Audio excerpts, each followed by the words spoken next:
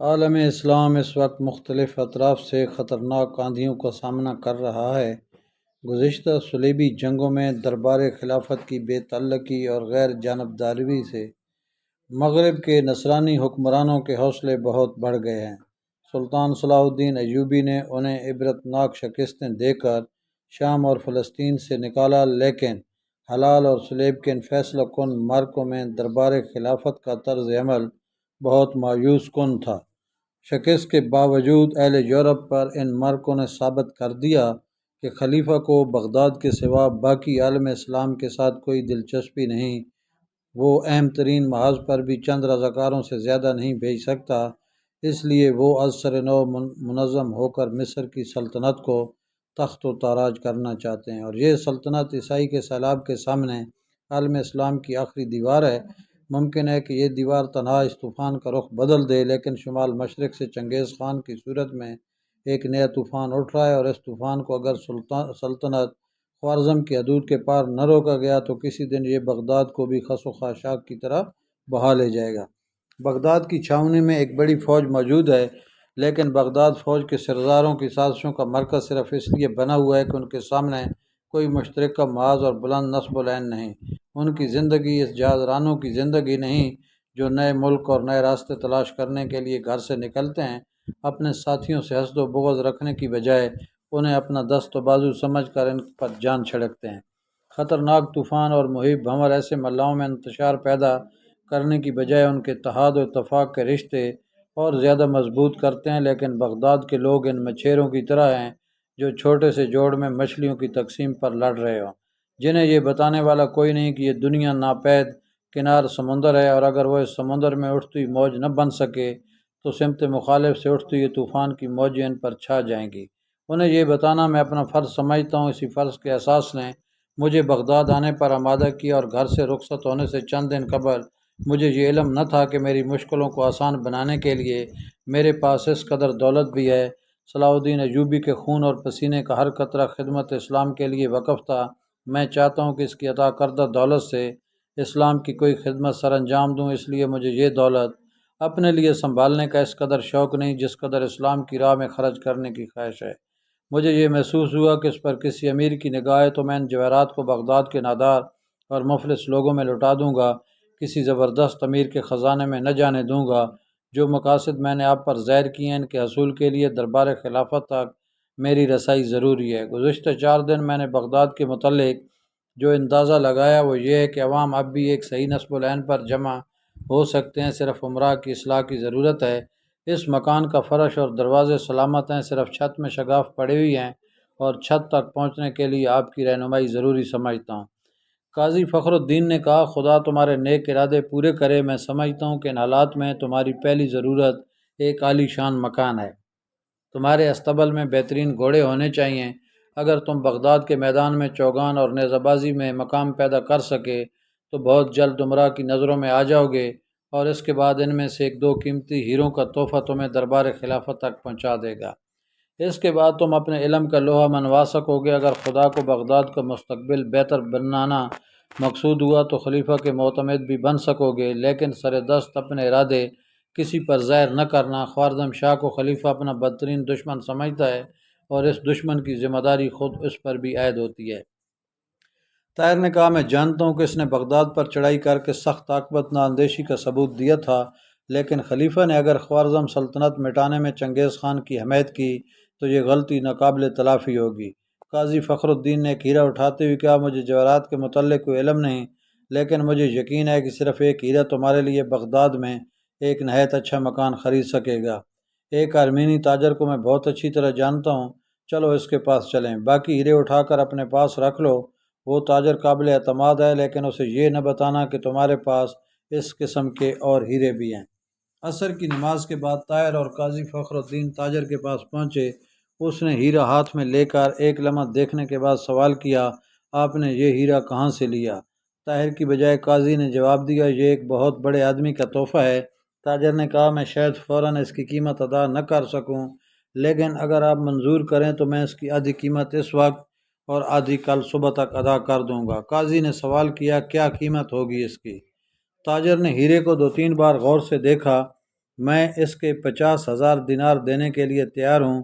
50,000 قاضی نے حیران ہو کر سوال کیا، لیکن سوداگر نے اس کی حیرانی کا مطلب الٹ سمجھتے ہوئے ہیرے کو پھر غور سے دیکھا اور کہا، دیکھیے آپ میرے دوست ہیں، میں آپ کو 60,000 تک دینے کے لیے تیار ہوں، اس سے زیادہ اس کی قیمت بغداد میں اور کوئی نہیں دے گا۔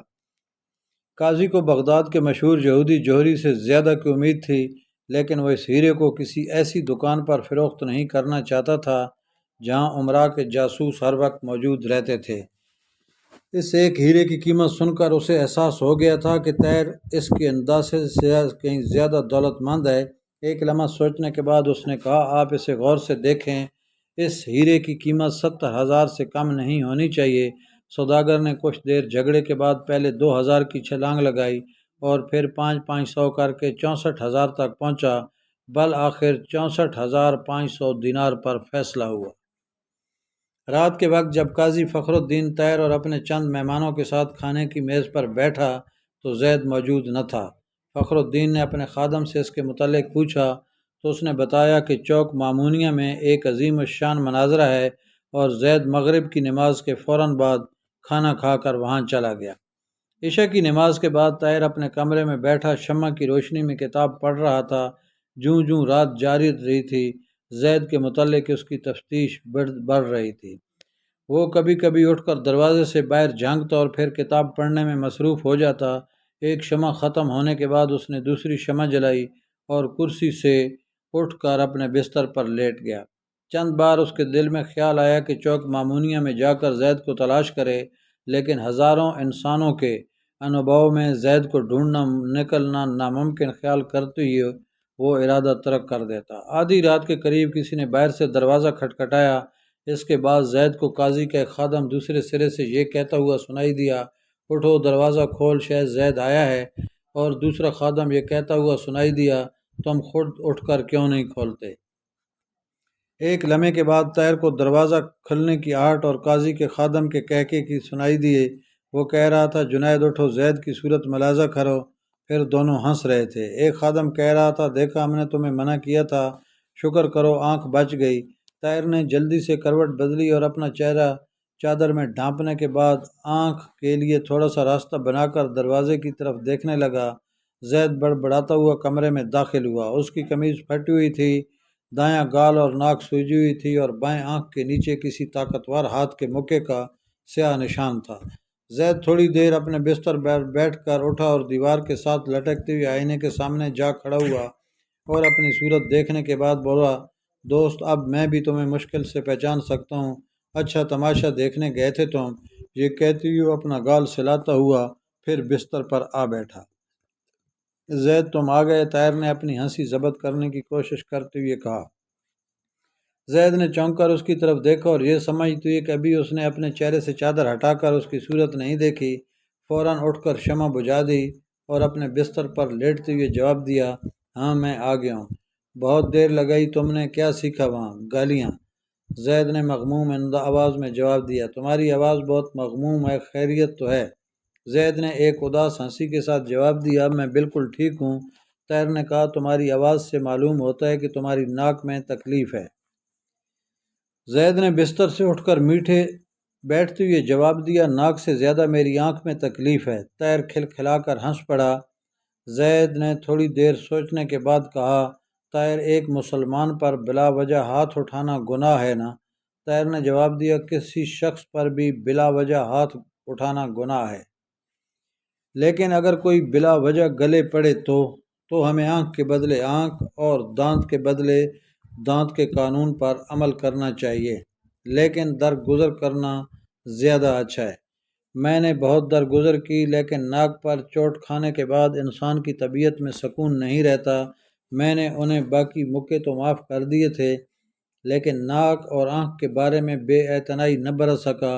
پھر بھی مجھے شک ہے کہ کوشش کے باوجود میرا کوئی مکہ نشانے پر نہیں پڑا۔ میں تمام عمر تیر اندازی اور تلوار چلانا سیکھتا رہا ہوں، پر یہاں آ کر محسوس ہوا ہے کہ بغداد میں رہنے کے لیے مکہ بازی اور کشتی لڑنے کا فن سیکھنا بھی ضروری ہے۔ طاہر نے کہا، معلوم ہوتا ہے کہ تم مناظرے کے اختتامی کارروائی میں پورا حصہ لے کر آئے ہو۔ مجھے معلوم نہ تھا کہ اس کا اختتام اس طرح ہوگا، لیکن یقین کیجیے ہاتھا پائی کے وقت بالکل الگ کھڑا تھا۔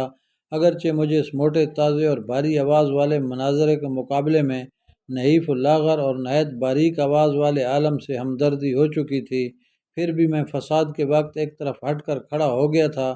لیکن جب وہ بزرگ صورت ایک دوسرے کی داڑھی میں ہاتھ ڈالے گالیاں دیتے ہوئے میرے قریب آ گئے تو مجھ سے رہا نہ گیا اور میں ان کے بیچ میں کود پڑا۔ بڑی مشکل سے میں نے انہیں ایک دوسرے سے علیحدہ کیا، لیکن وہ بدستور ایک دوسرے کو گالیاں دے رہے تھے اور میں ان کے درمیان صلح کروانے کی کوشش کر رہا تھا۔ اتنی دیر میں 3 اور نوجوان آ گئے اور وہ ان 2 میں سے ایک بوڑھے پر ٹوٹ پڑے۔ میری مداخلت سے ایک تو بھاگ کر نہر میں کودنے کا موقع مل گیا، لیکن وہ تینوں مجھ پر ٹوٹ پڑے۔ میں بہتیرا چلایا کہ بھائی میں ایک اجنبی ہوں، لیکن کسی نے میری نہ سنی اور میں نے محسوس کیا کہ میں بری طرح پٹ رہا ہوں، اور اس بوڑھے نے، جس کو شاید یہ رنج تھا کہ میں نے اس کے حریف کو بھاگنے کا موقع کیوں دیا، اپنے کانپتے ہوئے ہاتھوں سے میرا گریبان پھاڑ دیا۔ میں نے اپنی ناک اور آنکھ پر چوٹ کھانے سے پہلے ان پر ہاتھ نہ اٹھایا۔ اس کے بعد میرے چند مکے کھالی گئے، تاہم ایک آدمی میری چپت کھا کر زمین پر بیٹھ گیا اور دوسرا مکہ کھا کر لیٹ گیا۔ تیسرے نے میرے مکے کو خطرناک سمجھتے ہوئے میرے ساتھ کشتی شروع کر دی۔ اس نے مجھے 3 بار زمین پر پٹک دیا۔ چوتھی بار ہم ایک دوسرے کو دھکیلتے ہوئے ندی کے کنارے پہنچ گئے۔ مجھے ندی میں گرانے کی کوشش میں وہ خود بھی میرے ساتھ گر پڑا۔ خوش قسمتی سے پانی تھوڑا تھا، ورنہ میں ڈوب جاتا۔ ندی میں لڑتے ہوئے میں نے اسے 2-3 مکے رسید کیے اور اس نے ہار مان لی۔ اب خدا کرے میرے مکے اس کی ناک اور آنکھ پر لگے ہوں۔ طاہر، میرے خیال میں یہاں تیراکی سیکھنا بھی ضروری ہے، کیا آپ تیرنا جانتے ہیں؟ طاہر نے جواب دیا، بہت معمولی، لیکن میرا ارادہ ہے کہ میں ہر صبح دریا میں مشق کیا کروں۔ ایک سپاہی کے لیے ایک اچھا تیراک ہونا بھی ضروری ہے۔ میں بھی سیکھوں گا۔ تھوڑی دیر کی خاموشی کے بعد زید نے کہا، طاہر آپ مجھ سے خفا تو نہیں؟ کس بات پر؟ میں پوچھے بغیر مناظرہ سننے چلا گیا تھا۔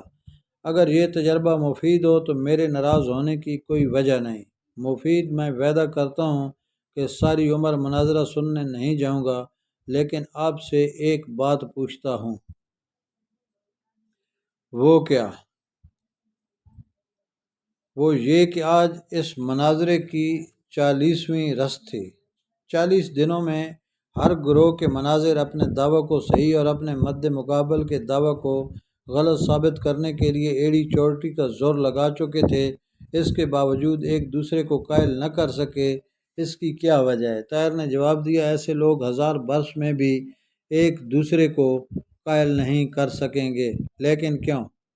طاہر نے جواب دیا، اس لیے کہ مناظر ایک دوسرے کو سمجھنے اور حق بات ماننے کی نیک خواہشات لے کر ایک دوسرے کے سامنے نہیں جاتے۔ ان کا مقصد اپنی قوت بیان کا اظہار ہے۔ ائمہ اسلام جن کے نام پر یہ لڑائیاں لڑی جاتی ہیں، کبھی ایک دوسرے پر اس طرح کفر کے فتوے نہیں لگاتے تھے۔ ان کا مقصد یہ تھا کہ اسلام میں اجتہاد کے دروازے کھول کر اسے ہر زمان و مکان کے لیے ایک زندہ تحریک بنا دیا جائے، اور یہ لوگ انہی کے نام کی آڑ لے کر اسلام میں افتراق و انتشار کے بیج بوتے ہیں۔ لیکن اس کا علاج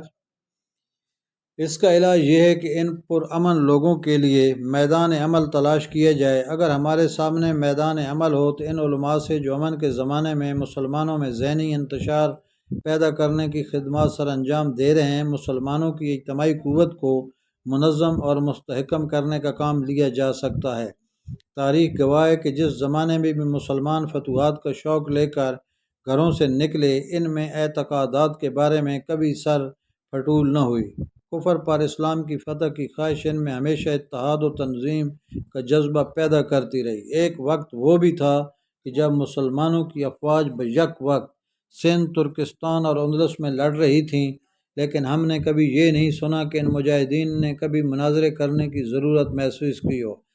آج جب کہ ہمیں افق پر تباہی کا طوفان دکھائی دے رہا ہے، ہمارے علماء گرد و پیش سے آنکھیں بند کر کے اپنے گھر میں پھوٹ ڈال رہے ہیں۔ جس قوم کی تلوار نیام میں چلی جاتی ہے، اس کا قلم بھی غلط راستہ اختیار کر لیتا ہے۔ زید نے کہا، بازار میں افواہ گرم ہے کہ مغرب کے نصرانی بادشاہ مصر پر ایک زبردست حملے کی تیاری کر رہے ہیں۔ شاید چنگیز خان بھی خوارزم پر حملہ کر دے۔ اگر خلیفہ نے ان لوگوں کے خلاف جہاد کا اعلان کر دیا تو میں سب سے پہلے ان 2 علماء کے پاس جاؤں گا اور یہ کہوں گا کہ آؤ، میں تیغ و کفن باندھ کر میدان میں جا رہا ہوں۔ اسلام کی جس محبت کا مظاہرہ تم چوک مامونیہ میں کیا کرتے ہو، ایک دن میدان جنگ میں بھی اس کی نمائش ہو جائے۔ آپ نے مجھے نئی زرہ خرید کر دینے کا وعدہ کیا تھا، مجھے اپنا وعدہ یاد ہے، لیکن تم زرہ پہننے سے سخت نفرت کا اظہار کر چکے ہو۔ اس وقت میرا جسم دکھ رہا تھا۔ آج میں نے فوج کے چند زرہ پوش سپاہیوں کو دیکھا، نئی زرہ جسم پر اچھی معلوم ہوتی ہے۔ میں تمہیں کل نئی زرہ لے کر دوں گا اور خود بھی لے لوں گا۔ آپ تیرنا بھی سکھائیں گے نہ مجھے، وہ بھی سکھا دوں گا۔ زید نے تھوڑی دیر بعد پھر کہا، طاہر، میں نے آپ کو ایک بات نہیں بتائی۔ وہ کیا؟ طاہر نے جمائی لے کر کروٹ بدلتے ہوئے کہا، جب میں ندی سے باہر نکل کر اس طرف آ رہا تھا، مجھے راستے میں وہ بوڑھا دکھائی دیا جس نے میرا قمیض پھاڑ دیا تھا، اور میں نے بغیر سوچے سمجھے اس کے چہرے پر تھپڑ رسید کر دیا۔ بہت برا کیا تم نے، اگر کبھی وہ ملے تو اس سے معذرت کرنا۔ معذرت قبول کرنے والوں میں سے تو وہ بھی نہیں، تاہم مجھے افسوس ضرور ہے۔ اچھا، اب سو جاؤ۔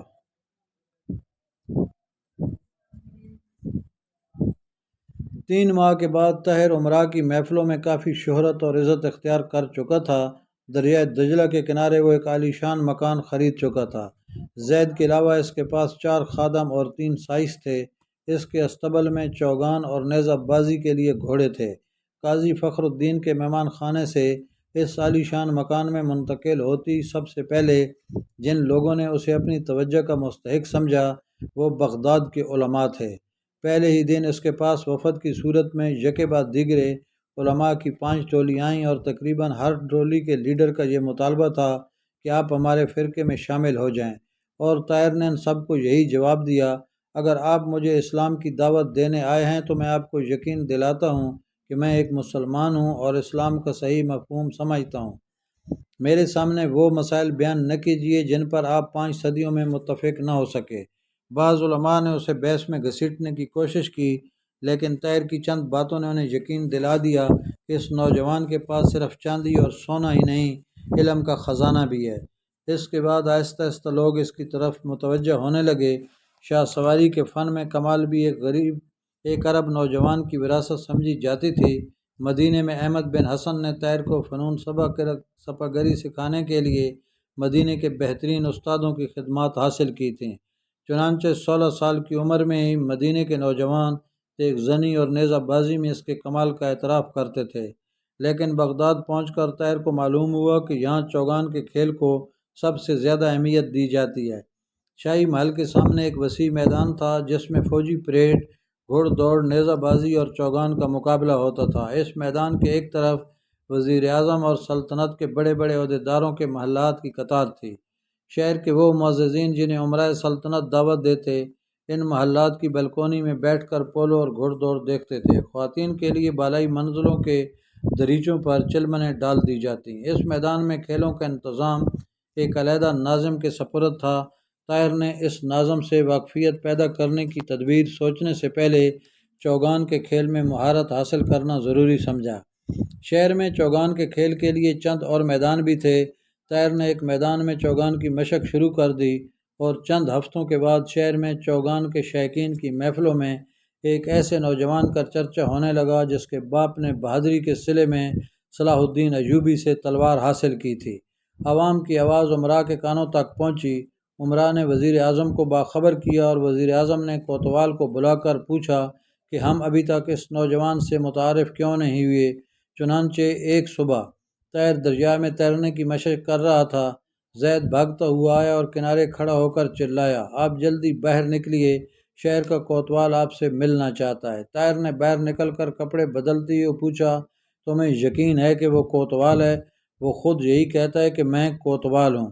اس کے ساتھ 6 مسلح سپاہی ہیں۔ میں اسے دیوان خانے میں بٹھا آیا ہوں، خدا کرے کہ وہ اچھی نیت سے آیا ہو۔ طاہر نے کہا، کسی کی نیت پر بلا وجہ شک نہیں کیا کرتے۔ مکان پر پہنچ کر طاہر کو معلوم ہوا کہ کوتوال وزیر اعظم کی طرف سے ملاقات کی دعوت لے کر آیا ہے۔ دوستو، میری یہ ویڈیو پسند آئی ہو تو اسے لائک کریں، اور پلیز میرے چینل کو سبسکرائب ضرور کریں۔ شکریہ۔